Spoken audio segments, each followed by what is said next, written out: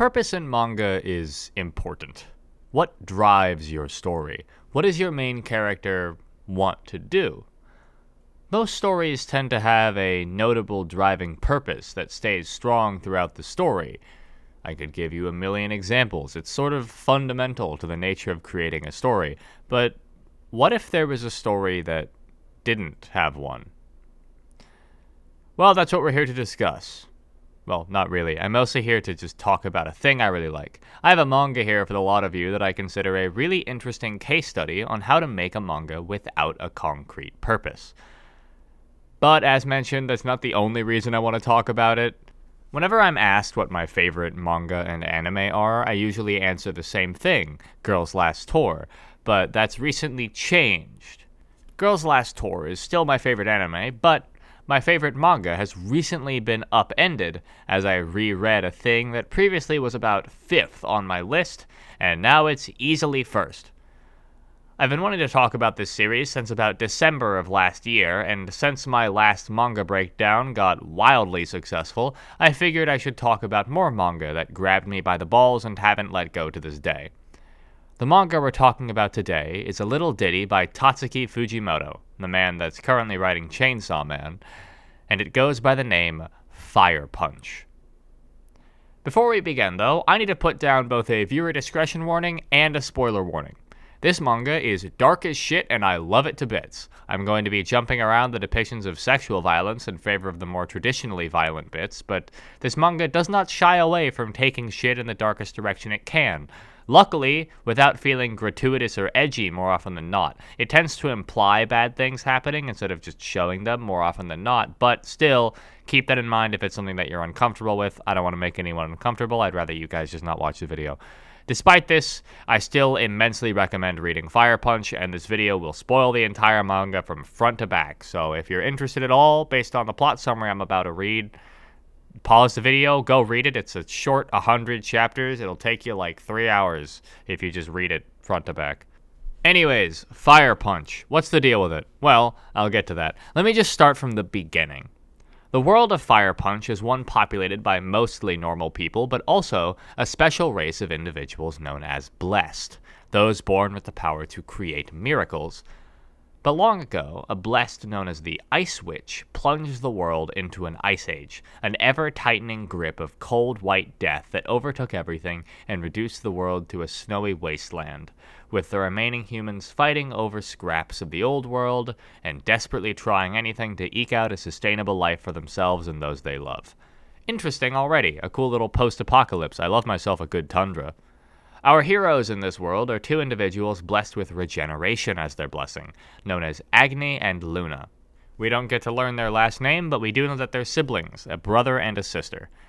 The first scene that we see of them, literally, has Luna chopping off Agni's arm.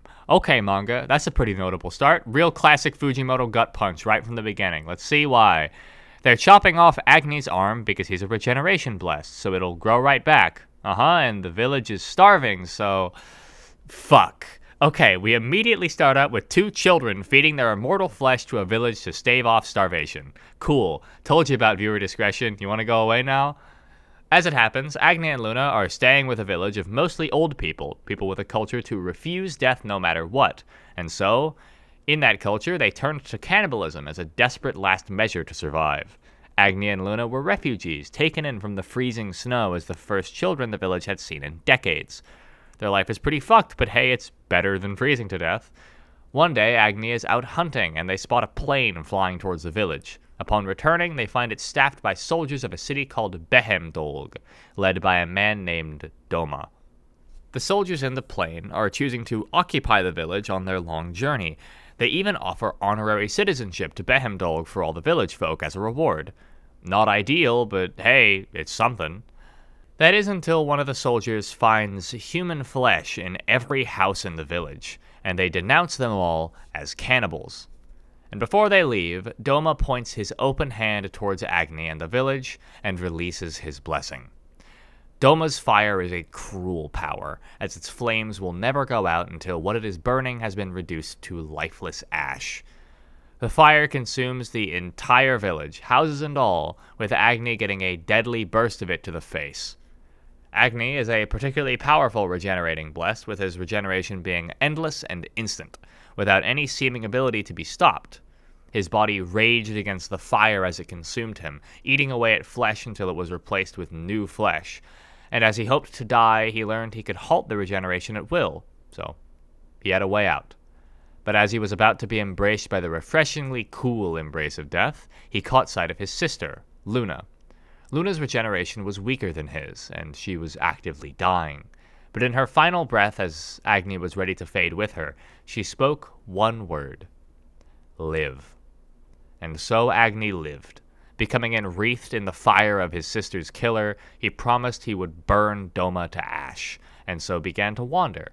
Over 8 years he learned to move, to breathe, and to fight. Agni had become the man enwreathed in flames, and so he began his march towards Doma, so he too may feel the pain of the unquenchable fire. Bam! We have our purpose. Our manga is a revenge story about an eternally burning man seeking to kill the man who lit that fire. Awesome.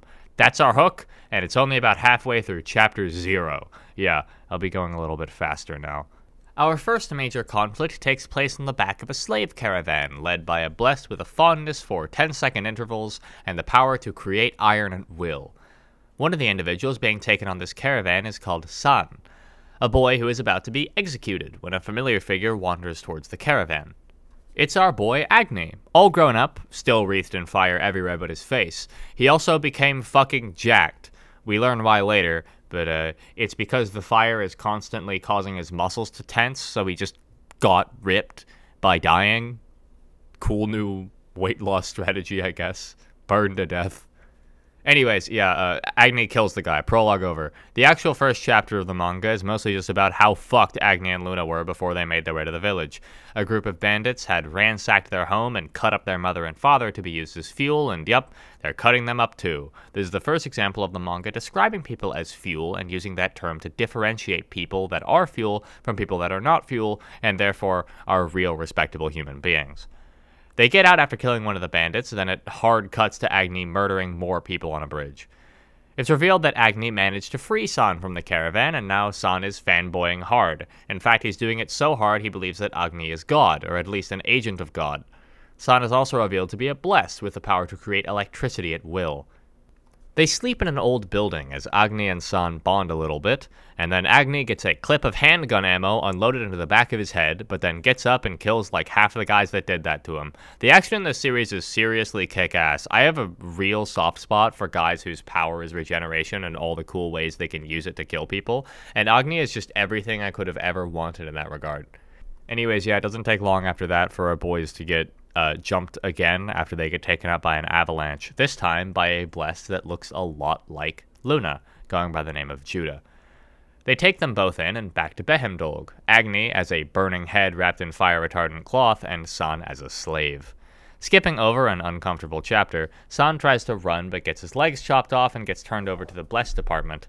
In the meantime, Agni gets up and sees that he has a visitor, a familiar man named Doma, who's now rocking a very cool beard, who also seems to have turned over a new leaf, and begs for forgiveness, but not death.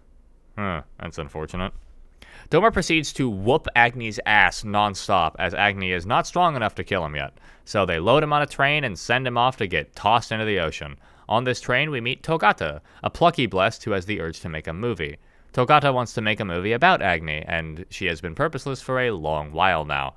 Anyways, she shows up by killing a bunch of assholes and adopting the girl they're about to assault. Based. Then one of the brothers of the assholes shows up and starts spouting some misogynistic rhetoric, and then Togata literally tells the camera girl to cut the footage here, and it skips forward to when she fucking kills him. God, it's so fucking cool. I love this character. Togata is clearly Fujimoto's favorite character, because he can make movie references through her all he wants, and it's really fun to read. Anyways, they find Agni, and he reforms. And they run into Judah again, who gets absolutely whooped by Togata, but she looks so much like Luna that Agni wants her to live so they can ask her questions about why she looks so much like our protagonist's dead sister. Cool. Anyways, they fuck around with her head for a bit, which leads to this panel, which I just think is really funny. Anyways, then Togata starts following Agni around and teaches him a bunch about the world and movies because she wants her movie to be good, and specifically she wants it to focus on Agni's revenge on Doma. We're going to skip forwards here because not all that much interesting happens, and I want to get through this in a timely manner so we can get to the really interesting stuff. Anyways, welcome to the worst thing ever, in a good way. As it happens, the way that Blessed are treated in Behemdolg is that they're strapped to beds and made to produce their blessing non-stop until they die. Fire Blessed are used to warm the city, Iron Blessed are used to make iron, Electricity Blessed like San are used to power the city, and guys that can produce starch are hooked up and milked, I guess. During this whole segment, that word shows up again. Fuel, used to describe the blessed here that run the city. I'm still not sure what Fujimoto wants us to glean from this word being reused, but I'm on to you. I'll figure something out. While the blessed suffer in their beds, San regales them with stories of Agni, and starts to go a little kooky and a little quirky while getting tortured constantly, as you tend to do. This manga really doesn't have any dull chapters. Damn, I can't skip over any of these. As the forwards to the siege on Behemdolg. It's revealed that Doma is a broken shell of a man who lost all his will to fight, but Agni just got a sick new set of threads, and Togata prepared an army of strong blessed to meet him when he gets there, so shit's gonna go down one way or another. Agni has a big character moment where he saves a bunch of slaves, and Togata hates it. Agni reunites with San, and the little fanboy probably pisses his pants in happiness, but it's not long before the big fight needs to happen, and Agni gets punched into a wall immediately, and ends up lighting the whole fucking city on fire. Holy shit. These chapters are really cool, but how do I narrate this without it just being a boring play-by-play? The word fuel shows up in a flashback again in a bit more of a concrete way. In the world of Fire Punch, humans are those on top, and fuel are those at the bottom, who suffer to make the humans happy. Agni is seemingly someone who stands opposed to that, as someone who will upend the entire order, a piece of fuel who fights for humanity. But for now, he has to get his shit rocked a little bit more before he can do that. After a while, Agni wins through some sick moves. I won't describe it that well, but I gotta give you some motivation to read it yourself. He says the title of the manga and then blows up a guy's face. It's pretty fucking cool. After the fight in the ruins of Behemdolg, Judah reveals her motivation. She is a regeneration blessed that has lived for over a century. She now just wants to die, and Agni is her only way out. As Doma lies under a heap of burning rubble, presumably dead, Judah and Agni talk for a while, and Agni finally agrees to let her die, but someone else has a different plan. A figure in a heavy winter coat saves Judah's head before the fire can reach it, and announces herself as the Ice Witch. Quick pause, look at where our purpose is. Doma's gone. In fact, the urge to kill him has been waning the entire time, as he's just revealed to have lost all will to do harm, and is now just a sad shell of a man.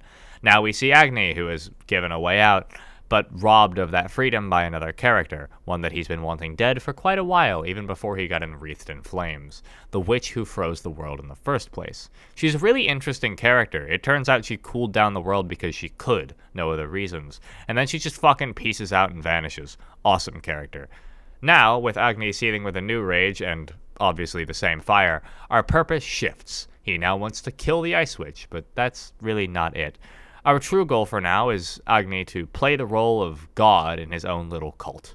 Make sure the people that worship him can survive and find a way to warm the world, but it's all so very half-hearted. Agni wants peace more than anything, but is made to go on because everyone around him needs him for something, and that'll burn a guy out, no pun intended.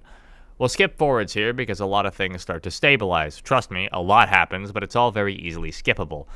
But I do want to point out one thing. Togata states that when people die, they go to a cinema, a warm and nice place. Okay, fuck, there's another really important thing. As it happens, Togata's even more interesting. They're a closeted trans man. Not out, still going by she, her as far as I can tell, and is very mad about it. But they're trans, or at least they want to be. I'm not sure. It's all anger in that head of theirs, so I'm just gonna use, they, them, and neutral pronouns now that the twist is out of the way. I love Togata, though. This is genuinely a really interesting look at gender dysphoria, and one of the super rare examples of a trans man in media, so huge W for Fire Punch. Awesome stuff. Oh yeah, and something super plot important happens too. The Ice Witch brought Judah's head back to a shack and sewed her onto a body. Really important stuff is revealed here. First off, the Ice Witch isn't actually a real thing. This is just someone using the moniker of the legend. The person using that name is known as Surya, an old human who looks like Luna but can use every blessing in the book. She wants to use Judah, another old human. Apparently all old humans look like Luna did. It's weird. Anyway, she wants to turn her into a tree and destroy this world and warm up the next one. That's a lie. Surya's real goal is to watch Star Wars. I'm not kidding. Look at these panels. She wants to raise human civilization back to the point it was when the most recent Star Wars movie was canceled, and watch the movie. This is a real thing. I love this character so much you have no fucking idea. Anyways, after that life changer, we get to the main event. As it happens, Doma has survived, and Agni goes to meet him. Doma now lives with 17 children who he takes care of and is responsible for, and Agni wants to talk with them to figure things out. So they talk. Doma was a religious zealot when he burned down Agni's village, but he still believed it wasn't an awful thing to do. By consuming human flesh, they had fallen to depravity and would hastily do it again if needed. It's revealed that what catalyzed this change in Doma was the revelation that the god of Behemdolg was in fact just a few clips from a movie. The god that he worshipped was in fact just an actor, and apparently a pretty shit one at that. Just as Agni and Togata are about to kill him, the children come to his aid, and Agni decides to spare him. He's not repenting on his hands and knees, but he's not hurting anyone. In fact, he's changed his ways to keeping people alive now. So the purpose shifts again, and now Agni is purposeless. Keep people alive, hopefully warm the world, but what else can he do? As he walks back home, this thought permeates in his head. The images of his sister and his old family whirl around alongside Doma's smiling face. In his own head, he talks with Luna, and she tells him that he needs to kill Doma, but he refuses. That is, until Luna asks him, with the same face, in the same pose that she made when they promised to see the world warm up, to become the Fire Punch. And so he does, lighting his entire face on fire and blacking out. When he comes to, Doma is impaled on his arm bones, burning to death. And just like that, the beast known as the Fire Punch was born. The burning, hatred-infused demon that Agni promised to become for his long-dead sister. And just like that, the Fire Punch vanished again, behind the face of our protagonist. It's revealed that Togata followed him, and they watch as Agni plunges himself into a lake in an attempt to end it all again, fearful of the Fire Punch. The next chapter takes place in a cinema. Remember when Togata mentioned about the post-mortem cinema? Yeah, it's revealed that Agni is actually dying and seeing this hallucination, and Togata has dived in after him, and grabbed onto him to drag him up to the surface. The flames enwreath Togata, and they recognize that this is it. They think of something to say to Agni, something poignant that would appear in their movies, like Mom or something like that, but they can only think of one thing to tell him. That ever-familiar word. They tell Agni, with their final breath, to live. And there goes Togata. Absolute fucking king. Easily top 2 character in this manga. Fantastic shit. Anyways, Agni cradles their body back to the village and finds that Surya has in fact been busy. There's now a massive tree there which has killed and consumed the entire population of the village, besides like a few that got away. They become important later. Surya is there too, sitting pretty on her little chair. God, this character is so awesome. Here, exhausted, Agni is told to die for the tree, a fitting end to a monstrous entity that only caused harm such as the Fire Punch. But then he hears a voice. The voice of Judah from within the tree, begging him to die. And like a leech, he holds on to this purpose tight and does as he is told. This is the beginning of the downward slope for Agni, a desperate man fighting for any semblance of purpose and happiness when he only truly wants to die and be freed. A man who has lost purpose but is clinging on to any one thing that will keep him going.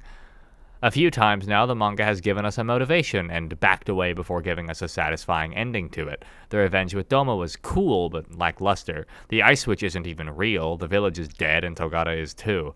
Agni now exists only to live and nothing else, as his sister and now Togata have told him to. He is to continue existing. That is all he is to do.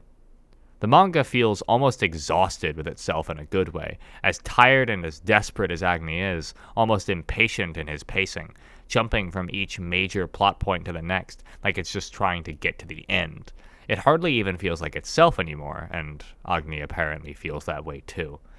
As he's found his way to the top of the tree, beating the woman who wears his sister's face to death, he finds the picture of himself and Luna, real or hallucinated, and questions Which version of him was real all this time? The smiling child or the burning warrior? Then the tree explodes, collapses, and Agni and Judah are reborn. Agni isn't burning anymore, and Judah has apparently lost her memories as well, now acting as an excitable, barely functional childish mess. And Agni is not doing well about it. He tells her that her name is Luna and that they're siblings. Oh god, what the fuck is gonna happen next? Well, a lot, actually. Agni and Luna/Judah, I'm just gonna call her Luna because that's what everyone else calls her for this arc, they find a house and they sneak into it, planning on living there, but shit, sorry, I forgot the most goddamn heart-destroying but also hilarious panel in the entire manga. While Agni has a breakdown about the fact that he's completely lost his ability to parse reality, he asks Judah if she really is Luna, and she, being a complete amnesiac, with Luna being the only name she knows, answers yes. And Agni's acceptance of this base reality with no further questioning is shown through this smile of his, which is, on paper, quite a funny looking face. So funny I've been using it to cover Agni's junk for the entire video, but knowing the context, it's really the smile of a broken man clinging desperately onto the last remnants of his sanity and the last pieces of joy and familiarity in what's left of his life. It's also a fucking hilarious meme face. Put this on a billboard in front of my house. I will go up there. Anyways, after they're done being weird, they get caught by the people who actually live there, a group of women who followed Doma's teachings in the past. Agni, kind of only really caring about Luna/Judah at this point, uses that fact to manipulate them and proclaims himself as a student of Doma as well. Well, that's not the only thing that he uses to convince them. It's probably also the goddamn Doomslayer rampage he goes on when the base gets raided by a bunch of refugees. He fights like he can regenerate, but after losing his blessing, we kind of know he can't. So he just fucking collapses after being peppered with bullets. As he lays in bed rest, his body riddled with bullet holes, his mind begs for death. I have to die here, or I'll become even crazier. If I survive, I'll only be enveloped by something else. It's the last cries of Agni's consciousness, begging for the only escape he's ever known, but Luna doesn't let him have it. Even in her amnesiac state, she speaks to Agni that one word that's tormented him so for his entire life. She tells him to live. And as always, he obeys. His regeneration bursts back, launching the bullets out of him and regenerating part of his arm back before he yells and collapses back into bed. Agni lays there for a while more, but recovers and eventually ends up joining the small community there, taking on the name of Brother.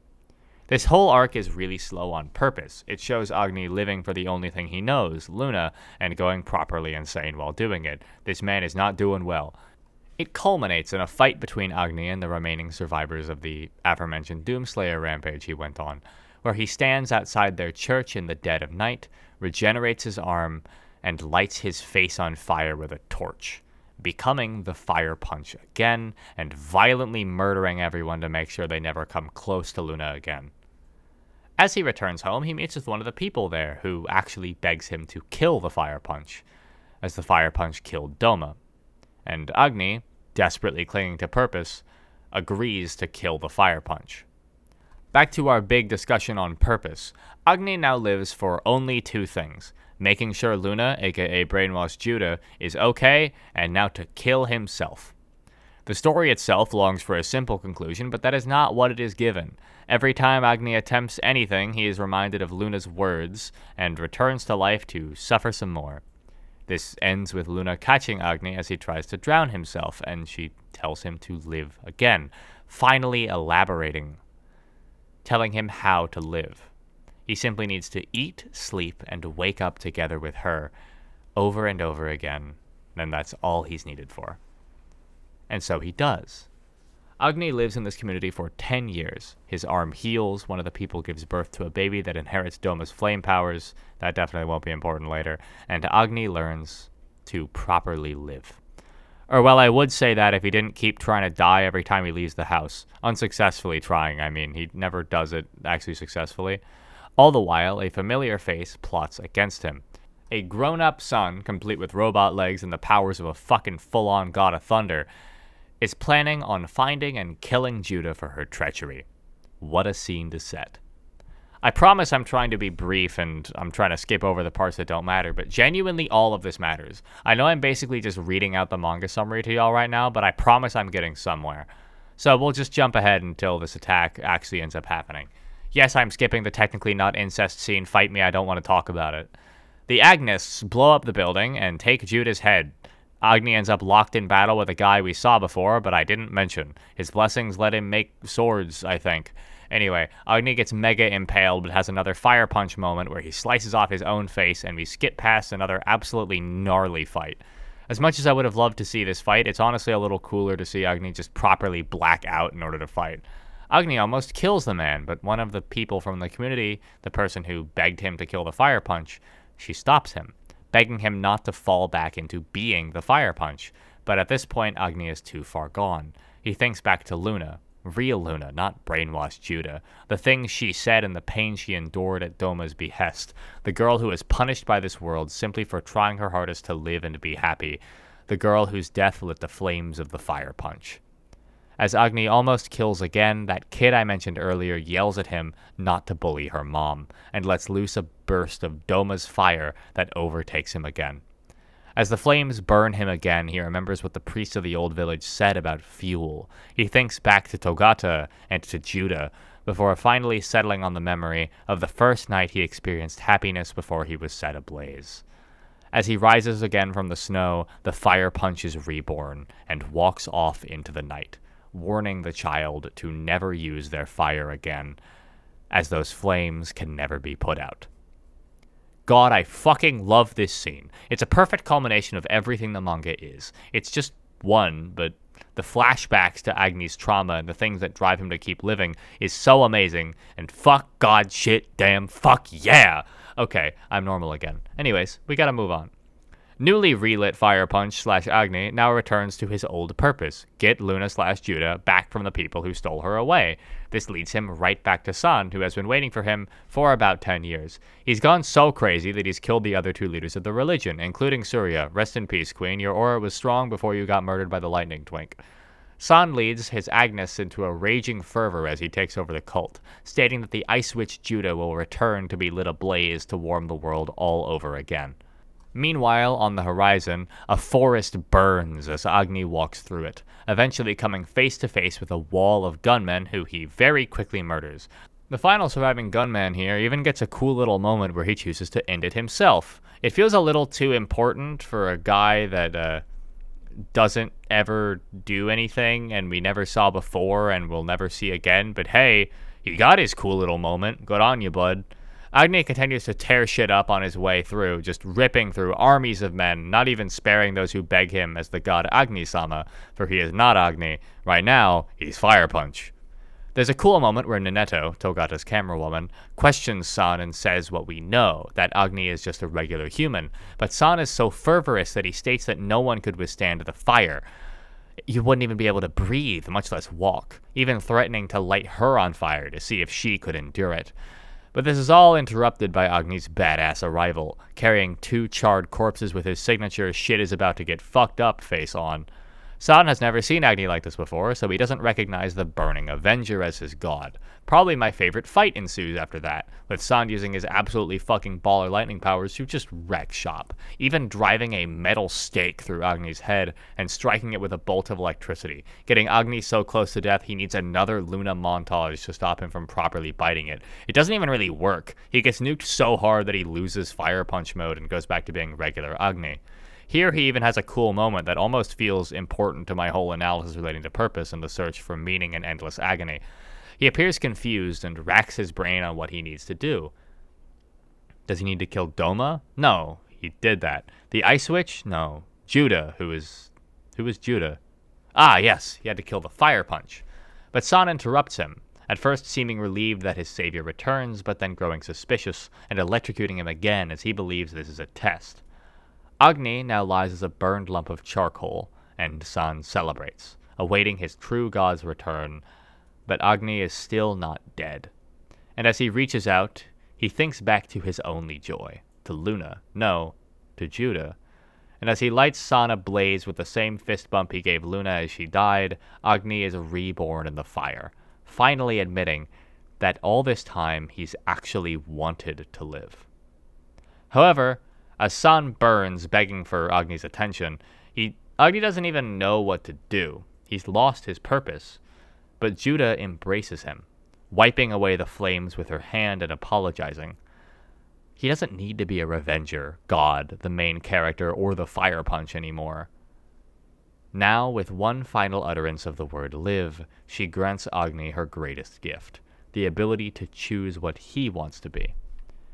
And she wipes the flames away as well as his consciousness, rebirthing him into a proper human, freed from the charred, traumatized shell he was, only capable of violence. Judah, upon regaining her memory, is set to become the tree again, but has one condition. That is simply to have Agni live happily. The tree grows around Agni's old body as he recalls the first time he told a lie, and the first time that him and Luna rested in warmth, abating hunger. It even shows Agni and Luna meeting in the cinema. The Agni that lives now is not the fire punch. It is not the man ablaze. It is a new individual who has taken San's name and lives the life Agni was denied.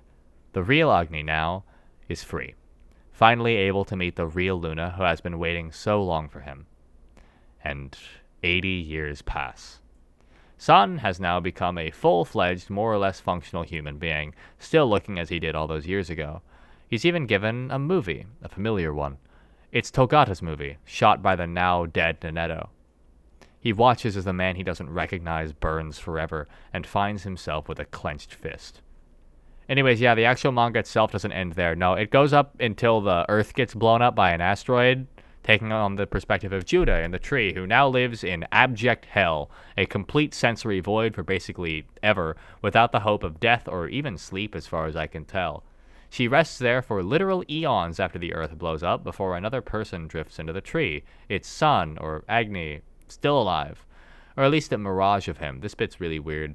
They talk and they finally drift off to sleep, ending the manga with another shot of the cinema. Okay, that was cool. So let's talk about it now.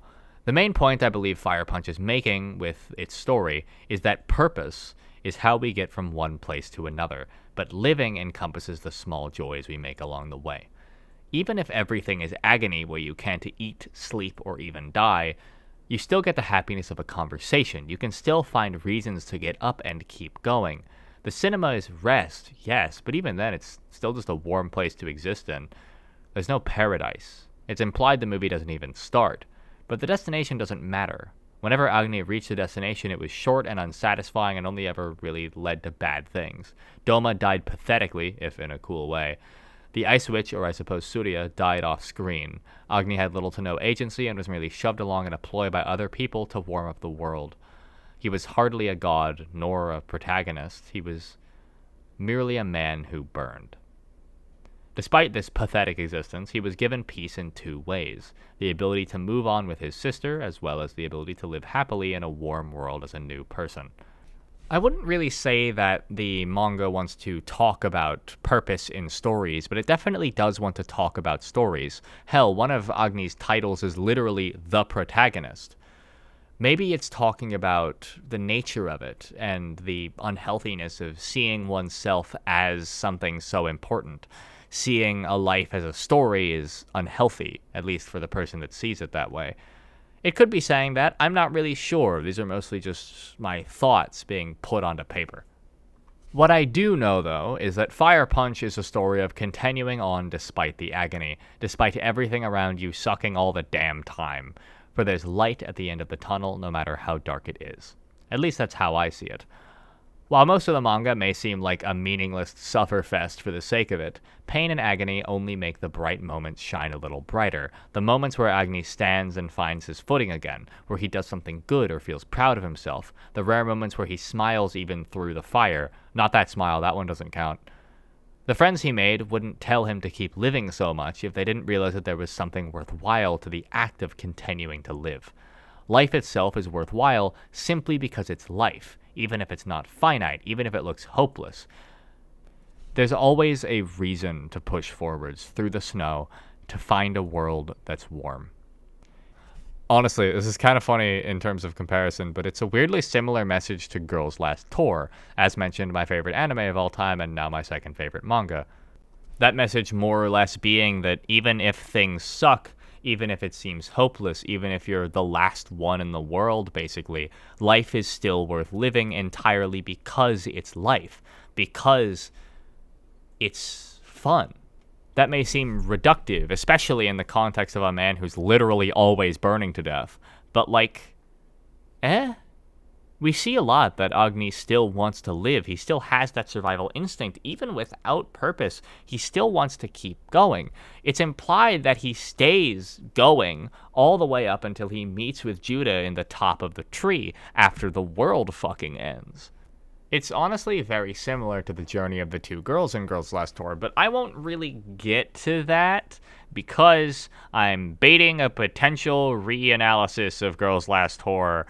Tell me if you want to make another analysis of that in the style, because my first analysis got copyright claimed and can't be watched in like 90% of the countries in the world. I'll totally make it in the style. Also, editing DOS here. I didn't know where to put this in the script, so I'm going to do it now. But Fire Punch also seems to talk a lot about the nature of appearances as well. For example, Agni is seen as God, as a revenger, as the protagonist. We've mentioned this before. Tokata's whole deal is being seen as a woman when they would rather be seen as a man. And the nature of these appearances is something that appears quite often. The whole deal with Agni's identity as the Fire Punch taking over so thoroughly is that not only is it his rage incarnate, it's also what he believes people see him as. It's his guilt incarnate, personified as a monster. I don't know, it's interesting. It doesn't really fit with my entire vibe that I'm going for here about purpose, but I feel like if I didn't mention the nature of that and how it connects into fuel versus humans and Agni being someone that isn't either, there's a bunch of times in the manga where people harp on the nature of flat appearances, and one of the bigger messages is how they don't actually matter, but, you know, we're not talking about that. I just felt like I needed to say it so people didn't get mad at me for ignoring one of the major themes of Fire Punch. Anyways, back to it. Apologies for the relative brevity of my final point, but I really did just want to talk about Fire Punch on this channel. I'll be putting up a poll on my Patreon after this video goes live as well for the next thing I'm going to be working on, so go and check that out if you want to influence it.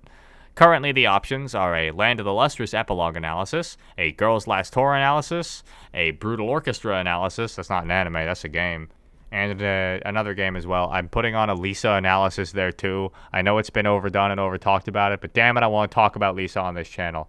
There's also a lot of other stuff there from my creative projects if you're interested. So go on, hand me some money, please. Anyway, thank you all for watching. I'll see you all in the next video, whichever one it ends up being. And don't forget to live. Fire punch that like button. It's just fucking God.